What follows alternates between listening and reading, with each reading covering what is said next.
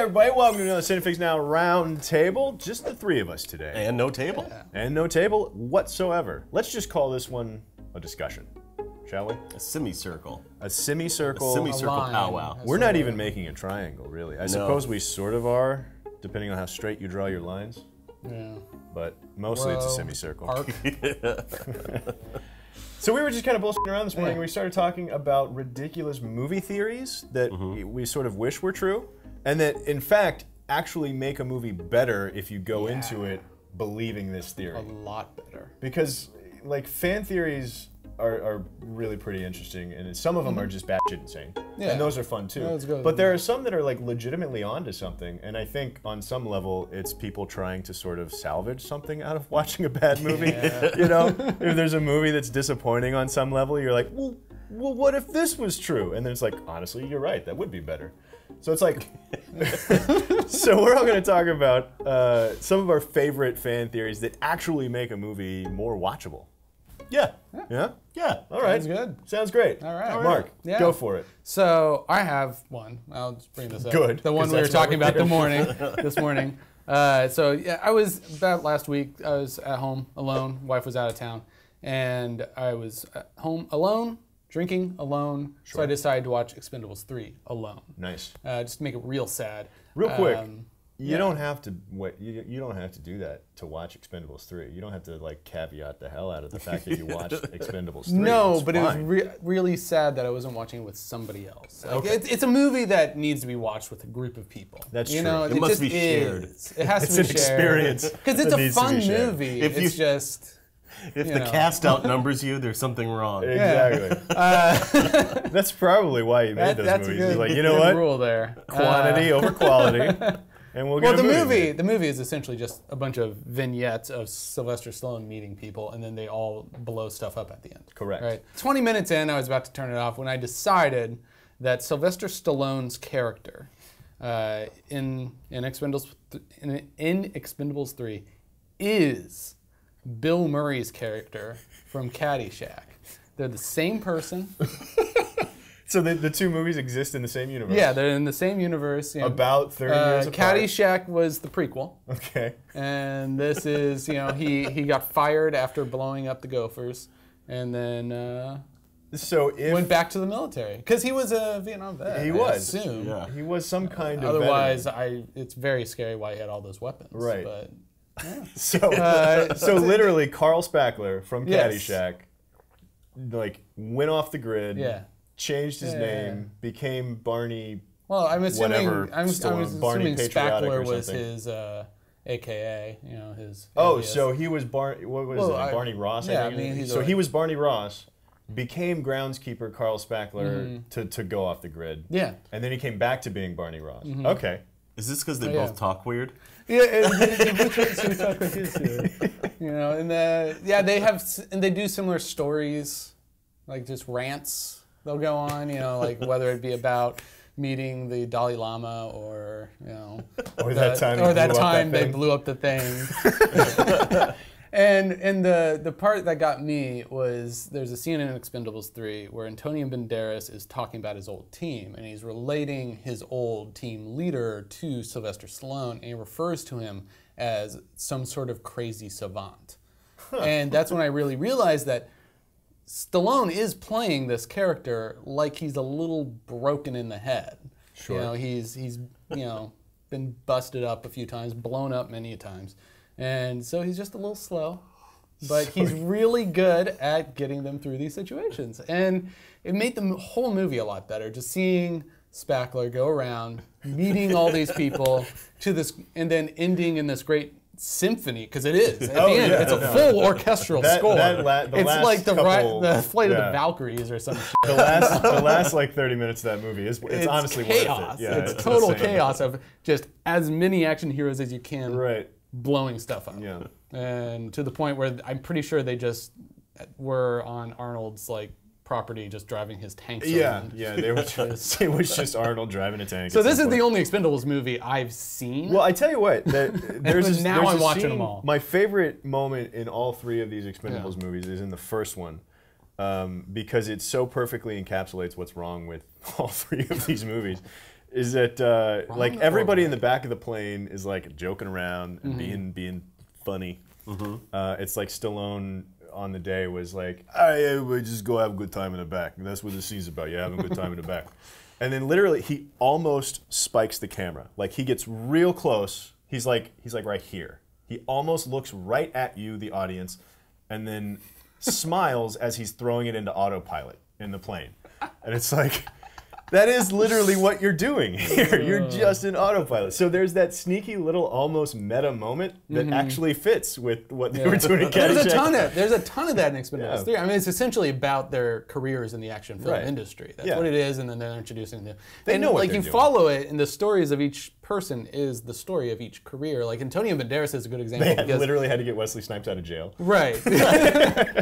and you know, Antonio Banderas is a good example in that because he's still like this energetic, crazy guy, and that's his character in the movie. Right. He's like an old guy who's discovered the fountain of youth. You know, that's his line from it. He's like, I've discovered the fountain of youth. Yeah. And then he has this monologue in it where he's just yelling and screaming about not being able to get work, even though he's still awesome. Yeah, yeah. It's like it just- Stallone has provided a platform for all these people to like vent. seriously, I'm still here. Yeah. Need some work. So Barney from the Expendables spent a brief amount of time. I do Before he suppose went that, back into the privatized military. Yeah, that makes before he went back he would have into been the private fired from the military golf course. complex. That does make the movie more fun to watch, though, because then you're not watching a broken down actor play this weird broken down guy. You're watching a guy who's legitimately troubled. And, like, it makes the character more interesting. I also, there was a point in it where I decided I also wanted to pretend like this was not just him, but he was directing it too. Carl Spackler was okay. writing and directing it. So especially there's a shot that is totally something he would have shot, where the camera is locked in on Stallone, and it's in the plane, and he's looking directly at the camera. Yeah. And he's just doing the 1,000-yard stare, and it's just slowly zooming in on him as the music crescendos higher and higher and higher, and like louder and louder and louder, and lasts for like 15, 20 seconds. That's for way too long. Way too long. Like when you think it's done, when the music thinks it's done, the music's like, all right, we're there. And then it just keeps going, and they're like, oh shit, no, we gotta keep going. Like, you just picture this room full of musicians being like, we're still doing this? We're still going? Like, okay. I'm as loud as I can go. That's pretty good. I like that. See, now I want to go watch The Expendables. I know, right? And just pretend like it's Carl Spackler. So good. Okay. And then after that, you can load up Halo or Call of Duty on co-op and set the empty controller next to you, and then have a long time playing co-op video games. Just gonna get you up to that. Okay, hey guys, gotta catch you up. All right, I dig that one. So what do you got? One of my favorites of all time, and this is a fan theory that's been out there a little bit, but I love it. It's that Batman Forever and Batman and Robin are actually films that exist in the universe of Tim Burton's Batman. Like, that to me is it's such an amazing excuse for those movies. It's not, and it's Look, Batman Forever needs no excuse. Let's get that clear. That's true. But look, I it mean, almost doesn't feel like an excuse. It feels like the actual reason. feels like the thing, right? You know? Because look, I mean, the thinking is at the end of Batman Returns, like Bruce Wayne is broken because his, Michelle Pfeiffer, he thinks is dead or whatever. Or like so he gives up being Batman because of the experiences of Batman Returns. And then he reveals, everybody finds out that Batman was Bruce Wayne. And so Batman Forever and Batman and Robin become movies that are based on Bruce Wayne's real life adventures, right? So that's why there are different actors playing him in both sets. Like, and it makes so much sense, because if you look at, like, even the set design and everything in Batman Forever and Batman and Robin, it's just the neon versions of what Tim Burton was escalating towards. It's like, it's basically a cartoon, which is incredible. So watch, and they even like recast the one black guy in the world, like, because Harvey Dent, in the first one, is recast with a white guy. Like, that's a thing that would happen, which is terrible. But yeah, I mean, because even the style of the film would exist. Yeah.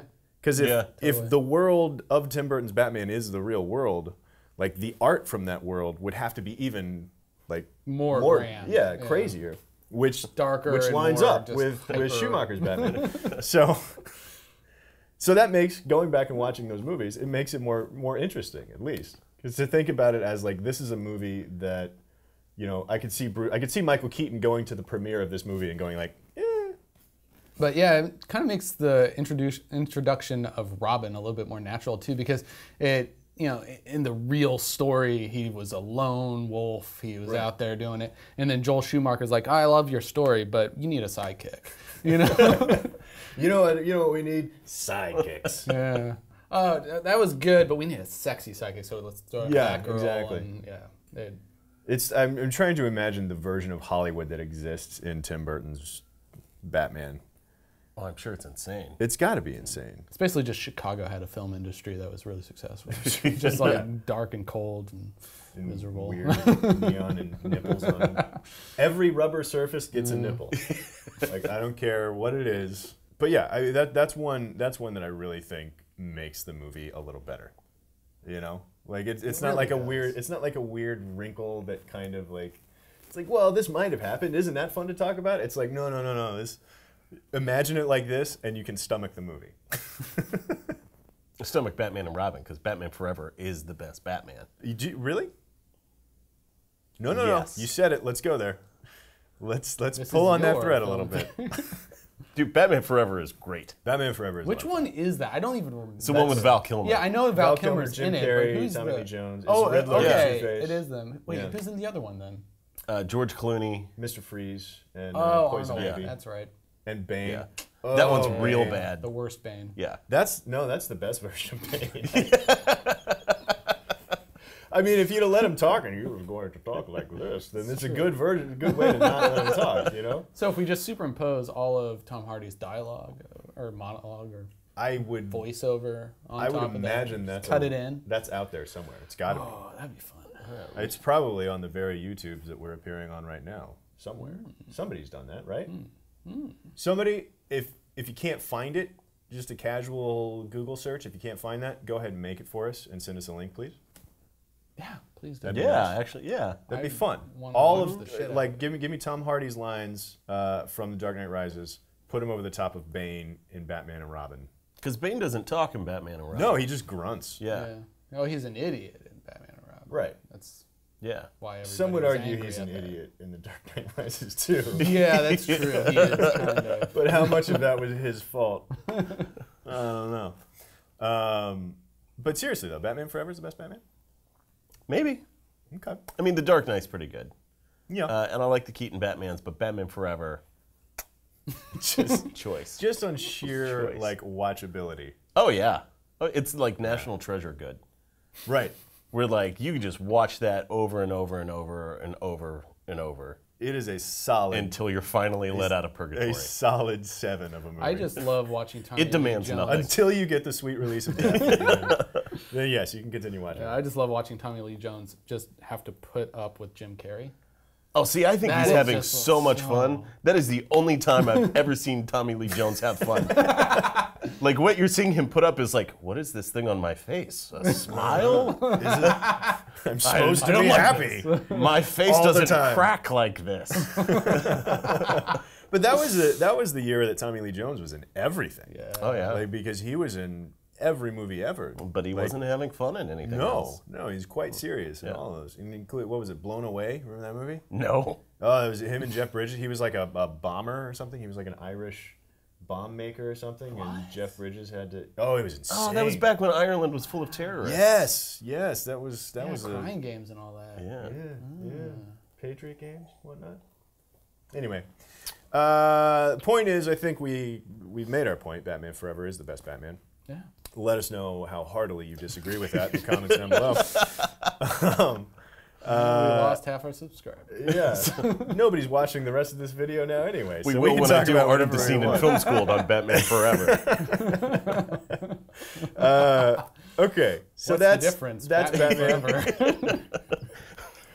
Just compared to itself. Batman- Just let it run for 2 hours. The first I half don't and know, the I didn't second see half, any that's what we're differences. comparing. What's the difference between Batman Forever and the comic that also exists in Tim Burton's reality of Batman? I love that theory. just these movies It's don't. fun. These movies don't exist in our world. That's why they're okay. They're offensive if they exist in our world, but because they don't, they exist in the world. The escapism that everybody living in that version of Gotham City needs, because that's what it is. It's like, oh, yeah, I get that. I'd definitely give you Batman Forever in that. Batman and Robin, there's like ice skating. Well, that's why they it's never like made another one. It's like they made. That's the one that It's like didn't they make made the any money. movie of the stage show. Yeah. It's like the ice-capade in like the. It was like their Tim Spider-Man Burton. Turn Off the Dark. I do love the idea though that what could be the other reason Batman and Robin is like they stopped making them. Like that's the one that didn't make any money, so they stopped making they canceled that franchise in Tim Burton in Universe Hollywood. It's such a weird thing to think about. Yeah. It's a fun rabbit hole to trip over, you know? I like it. I like it. So then is Joel Schumacher just a filmmaker in that universe? Like he's not a real person. Think about all of his other movies. They would fit. Wild Well, Wild see- West, Was that Joel Schumacher? right? No, that was No, that was the other guy. Barry Sonnenfeld. Yeah. Oh, That was yeah. we got Wild Wild West because of a Men in Black high. Yeah. Joel Schumacher like falling down. Maybe. Phone Booth? Phone Booth is Joel Schumacher. Phone Booth doesn't belong in that universe. What has he done? He did that cross-dressing movie with Robert De Niro and Philip Seymour Hoffman too. Oh God. What was you're that? right. No, I think these are the only two. No, So yeah, so never here's the mind. deal. That's a dumb Joel one. Schumacher was directing it as though he were somebody that existed in Yeah. Tim He Burton's took universe. on the sort of. So he was method acting directing. also. Yeah. Yeah. I love it. That's perfect. Okay, Truly, what do you got? Mine's not a bad movie per se. Well, let me set the scene for you. Please do. So in Back to the Future 2, there's the part where Biff and Marty are fighting over the almanac, and the car is swerving around In the tunnel. In the tunnel. Yeah. And then Biff is going to run Marty down, and then suddenly Doc appears and throws down some flags so that Marty can climb to safety. Well, the fan theory, there's literally no way that Doc could have known Marty was there. So, for him to be in just the right place at just the right time, he's had to watch thousands of Martys die. And never told Marty about it because he knows how sensitive Marty is. So he just keeps going back in time and He just keeps trying. going back and trying over and over again And then to he get finally it gets right. him. That's like a weird mix of Bill and Ted and Rick and Morty. Of course, Yeah. Rick and Morty obviously is Yeah. directly influenced, but But it makes sense that you never see it because like the entire movie is from Marty's perspective. Yeah. So you wouldn't see Doc trying to get it right and sort of saving So his that- life. I mean, there's a handful of because Back to the Future 2 is built completely on that sort of fallacy of like, I mean, time travel is such a mind fuck no matter how you get around it. That like that's the best part about those theories is like it can literally be anything. Like I would love a Back to the Future 2.5 that's all from Doc's perspective. Where he sees Marty die like repeatedly, and it's not just that one section too. Like it's and even like he's like, well, if I'm gonna like save Marty, I'm also gonna get struck by lightning. That's gonna be a drag. So and then he has to like Just a lot of him having to psych he's having himself up. to he's having to make that decision. He keeps letting Marty die because he doesn't want to get struck by lightning. I guess that's a different scene when he gets struck by lightning, but still, that would be nice. There's also the suicidal Doc Brown theory. Have you heard that one? That Doc Brown at the beginning of the original Back to the Future is suicidal because he's a failed scientist. He talks about how every one of his inventions has failed completely. And then he's standing in the parking lot driving this car directly at them. Like specifically so he'll die. Like this is his attempt to commit suicide. And like he even like grabs Marty and brings him back over because he doesn't want to die alone. And then the fact that the experiment worked was a complete accident. It didn't kill him. wow. And then through the rest of the movie, he becomes less suicidal, and that's why he ends up like reading the letter or something. There's some weird back and forth that kind of makes it. But it's an interesting idea That he's like, fuck it, I'm out. And maybe it's the fact that he's witnessed Marty dying thousands and thousands of times. He's like, oh, here's this kid. Here's this kid. I like, oh, that's the best part. He doesn't want to put the kid through that. So he's like, I'm gonna kill both of us right now. Just before close the any of loop this starts. from the beginning. So where the whole franchise starts is actually Doc trying to prevent the whole franchise from happening. Holy shit, I love really that. like that. I love that. Really disappointing. I mean, that would explain why he grabs Marty to pull him closer. Yeah, because he's making sure Instead that of just Marty... like, this is a terrified, awful old man. So he's wanting to kill himself and Marty so that neither one of them have to go through the events. Of Isn't Back to the whole Future car 2. filled with like nuclear? Yeah. He Yeah. was like, look, it'll hit us, it'll blow up. Take out the city, We're all take good. out us. Yeah, take out all of the tech that he's like tried to build or whatever, just so he's... I mean, it's essentially like... It's essentially a Unabomber level suicide. Yeah. I watched a TV edit of this whole thing, of Back to the Future 1. And in it, and I don't know if it's the same as in Back to the actual full cut. Right. But he has a brother at the beginning of the movie. Yeah.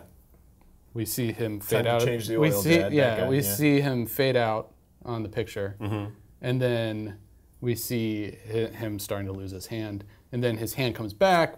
He looks at the picture. We see his sister start to fade back, but in the TV edit, I never saw his brother again, and it's Biff changing the oil on his car. His brother... But I don't remember if the actual... No, I think his brother's back because he's does. wearing a suit. Oh, he's like successful. Yeah, or he's like something? successful or Okay. whatever. It would They be must have interesting trimmed though it for that time. yeah, Like, I have to watch this movie again because I don't know if that's just the TV edit. that's the or thing about time travel. Yeah. Like you can go back and get rid of his fix brother. it. Yeah. Like the TV edit murdered that would've been Marty's brother. Yeah. I wonder what it's like on airplanes. Oh god. Probably different. Don't even see the sister. It's a suicidal Doc. Doc is. That's the other fun thing about fan theories too, is when they start working together like that. Like, and you gotta wonder, like, it's got to be a complete accident. Like, there's no way on set Christopher Lloyd was like, We're suicidal in this scene. here's I can just picture Christopher Lloyd in like a full Doc makeup and crazy hair and everything, going up to Zemeckis going like, hey, what if I'm trying to kill ourselves? Like, what if I'm trying to kill the two of us? If I drop that in. Like, Sometimes I imagine that writers are as neurotic as I am, and when they're writing, and they're just doing millions of notes on every single line, and every single line of dialogue. They're like, well, why would he say this? And just million. And there's one of those notes where like, oh, he must be suicidal, and then. Zemeckis reads it and be like, yeah, hey, you want to play it this time with play it suicidal? Do it. Grab Marty and bring him closer. To see how it works. But I do really like that idea. I mean, that's one that really changes, and especially a classic like Back to the Future. Yeah. Like, Yeah. you don't mind watching that movie again anyway. Like going back and watching The Expendables or going back and watching Batman and Robin, like you might not enjoy it even with a new perspective on it. But like you're not gonna be mad that you watch Back to the Future again. Oh no, not at all. You know, so it's like going back and revisiting it, but just like imagining that. That's like the weird broken old man shit that Doc's got going on in his head. It changes the whole. It changes the everything. Like, what does that do to the Wild West experience? Like, has the Wild West stuff already happened? Yes, but he wouldn't be aware of it. In his timeline, That's he true, wouldn't he have been. wouldn't. Yeah.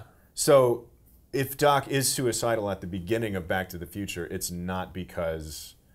And he still would have made the it's train. not because he doesn't The thing have is, he Mary still would have made the Steenburgen train again. because he's in love with that woman that he knows is going to die. Unless it's Well, is it Marty that... he's got 2 kids with Mary Steenburgen by the end of. Yeah, by the end of it. Yeah. But how would he have gotten out of the Wild West? He built a time machine in the Wild Yeah, West. but which is, his motivation to do that was to save her. right. I Right? guess. Yeah. I don't know. Because he... Like, if the only thing that changed was the name of the ravine, Yeah. then I call bullshit on the whole series. All right, cool. If that's literally the only thing that they changed, if the butterfly effect is a real thing, and they did all of that shit 150 years ago, and the only thing that changed was the name of the ravine from whatever her name was, from Steenburgen Ravine to Eastwood Ravine. That's not how it works. Well, you wouldn't see all the other changes because it's from the perspective of Marty. Right. Which is why we need a whole other Back to the Future series from the perspective of Doc, who is shielding young and innocent Marty from the horrors that they're creating. And that's a great time travel paradox too, because his first attempt to stop it all from happening actually ends up causing it all. I love this trilogy again. I never stopped loving it, but like I got to go watch these movies right now. Yeah. I kind of want to map all that out. I think we need like a whole insanity wall with like pictures and yarn and tax and everything. All right, guys. Well, after you're done redubbing Batman and Robin with all of Tom Hardy's lines from Dark Knight Rises, Yeah, I'm looking forward to that. please map out the insanity of Doc Brown's suicide attempt on something and send that to us as well. Cocktail napkins look suitably weird. Yeah, cocktail napkins or like lipstick on a mirror would probably be a good version of that. Well, that's for letting people know that they have some sort of horrible disease the next morning. Yeah. If you draw it with Sharpies on your own wall, then that I think is most appropriate. Backs of envelopes, cocktail napkins, Right. just in a big stack of mismatched paper. Rip the pages out of a phone book Oh yeah, and write on those. That'd be good. and circle some names too. Yeah, absolutely. Absolutely. All right. Guys, we're looking forward to seeing all that stuff from you. You got your homework. Meanwhile, our minds are kind of blown, and I think we need to go watch Back to the Future 1, 2, and 3. Yeah. Let us know what your favorite fan theories are in the comments down below. Let us know what you think about these fan theories. Most importantly, like, how do fan theories change the way you watch movies that you love? Let us know about all that stuff in the comments down below. Click like and subscribe and stick around on CineFix for more CineFix stuff, like us talking about old men who want to kill themselves.